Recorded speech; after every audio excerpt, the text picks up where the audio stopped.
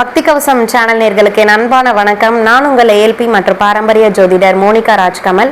So இந்த video பதிவில் நம்ம பார்க்க இருக்கிறது எதை பற்றி, ஒரு ஜாதக ஆய்வு தான். ஒரு ஜாதகர் என்கிட்ட ஜாதகம் பார்ப்பதற்காக ஆன்லைனில் கனெக்ட் பண்ணியிருந்தோம். ஸோ அந்த ஜாதகர் பார்த்தீங்கன்னா திண்டுக்கல். ஸோ ஆணுடைய ஜாதகம் தான் அது. அவருக்கு என்ன கேள்வி அப்படின்னா, கணவன் மனைவி பிரிவுங்கிறது ஏற்பட்டிருக்கு. குழந்தைங்க மனைவி ஒரு பக்கம் இருக்காங்க, ஸோ இவர் ஒரு பக்கம் இருக்கார். ஸோ என்னுடைய மனைவி விட்டு பிரிந்தா எனக்கு 2ஆம் தாரம் இருக்கா அப்படிங்கிற ஒரு விஷயத்த கேட்டிருந்தாரு. ஸோ அந்த அமைப்புக்கு தான் நான் என்ன பதில் சொன்னேன், அவருடைய ஜாதக அமைப்புகள் எப்படி இருக்கு அப்படிங்கிறத பற்றி என்ன பரிகாரம் ஏதாவது சொன்னனா, இதை தான் இந்த வீடியோவில் நம்ம பார்க்க இருக்கிறோம்.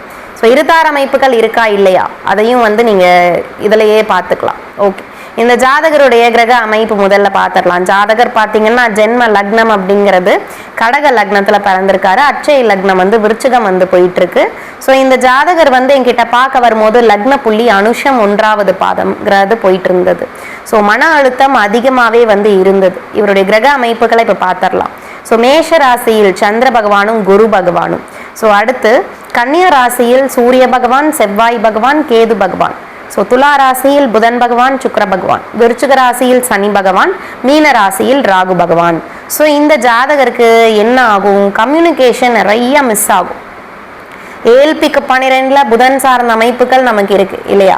ஸோ இதில் கலத்திரஸ்தனாதிபதியாக வரக்கூடிய இந்த சுக்கிரனும் புதனும் சேர்ந்து 12ல் இருக்காங்க. ஏஎல்பி 12ல் அது ஒரு சின்ன ஒரு மைனஸ் அப்படிங்கிறது ஏற்படுத்திக்கிட்டு இருக்கு. திருமண வாழ்க்கையில் ஒரு பிரச்சனைகளையும் கொடுத்துட்டு இருக்கு. ஸோ கம்யூனிகேஷன் கண்டிப்பாக கட் ஆகும். இவங்க 2 பேர்த்துக்குள்ள ஒரு மிஸ்மேட்ச், வேர்டிங்ஸ்லேயே மிஸ்மேட்ச் ஆகும். பேசுகிற வார்த்தைகள் தப்பாக புரிஞ்சுக்கிறது. ஸோ இந்த மாதிரி கம்யூனிகேஷன் வைஸ் பார்த்தீங்கன்னா பேடாக இருக்கிறது. இந்த மாதிரி ஒரு விஷயங்களாலே பிரிவு அப்படிங்கிறத கொடுத்துருக்கும். ஸோ இந்த பிரிவு அப்படிங்கிறது 2ஆம் தாரத்துக்கு வழி வகுக்காது. கண்டிப்பாக 2ஆம் தார அமைப்புகள் இந்த ஜாதகருக்கு கிடையாது.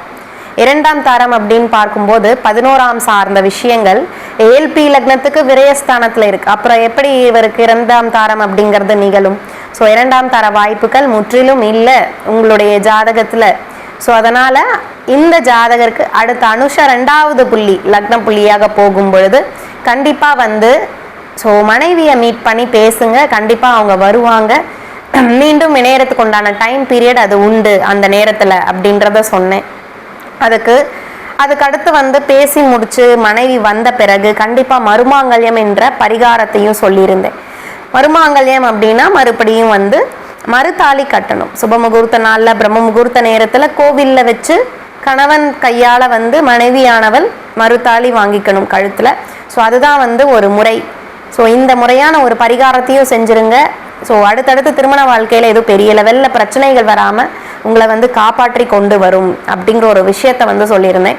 இடைத்தரகர், இடை புரோக்கர், சென்ட்ரலில் யாராவது மீடியேட்டராக யூஸ் பண்ணுறது இதெல்லாம் விட்டுருங்க. இதை விட்டிங்கன்னா கண்டிப்பாக பிரச்சனை அதிகமாகும் அப்படிங்கிற ஒரு விஷயத்த இன்னொரு பாயிண்ட் அவுட் பண்ணி அவர்கிட்ட சொல்லிட்டேன். அவருக்கு டீட்டெயில்டாக நல்லா புரிஞ்சிருச்சு.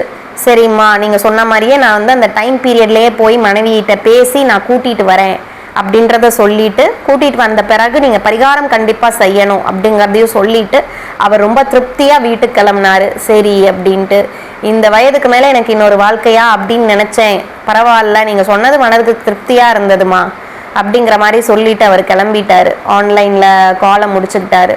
ஸோ இந்த மாதிரி உங்களுக்கும் உங்களுடைய திருமண வாழ்க்கையிலையும் சரி ஏதாவது பிரச்சனைகள் இருக்குது அப்படின்னா முதல்ல ஜாதகத்தை பாருங்கள். அதுக்கப்புறம் 2ஆம் தாரமா இல்லை முதல் தாரமா அப்படிங்கிறதெல்லாம் நீங்கள் முடிவு பண்ணிக்கலாம். சரிங்களா? ஸோ இந்த ஜாதகம் ஒரு நல்ல ஒரு எடுத்துக்காட்டாக இருந்தது. இந்த பதிவில் ஏதாவது சந்தேகம் இருக்குது, இல்லை எனக்கு பதிவு புரிஞ்சது நல்லா இருந்ததுன்னா கமெண்ட் பாக்ஸில் உங்களுடைய ஒப்பீனியனை போடுங்க. ஸோ அதே மாதிரி அடுத்தடுத்து நிறைய பதிவுகள் உங்களுக்காக காத்துட்ருக்கு. ஸோ அடுத்தடுத்து எந்த மாதிரி ஜாதக ஆய்வு போடலாம் அப்படிங்கிறதையும் நீங்கள் சொல்லுங்கள், உங்களுடைய ஒப்பீனியன்ஸை. நான் அது வைஸ் நம்ம மூவ் பண்ணி கொண்டு போகலாம் இந்த சேனலை. ஸோ சப்ஸ்கிரைப் பண்ணாதவங்க சப்ஸ்கிரைப் பண்ணிக்கோங்க. அடுத்தடுத்த வீடியோஸ் அப்போ தான் உங்களுக்கு அப்டேட்ஸ் கிடைக்கும். இந்த வீடியோ பதிவை உங்களுடைய ஃப்ரெண்ட்ஸ் அண்ட் ஃபேமிலிக்கு ஷேர் பண்ணி விடுங்க. அடுத்தடுத்த வீடியோவில் நான் உங்களை சந்திக்கிறேன். நன்றி, வணக்கம்.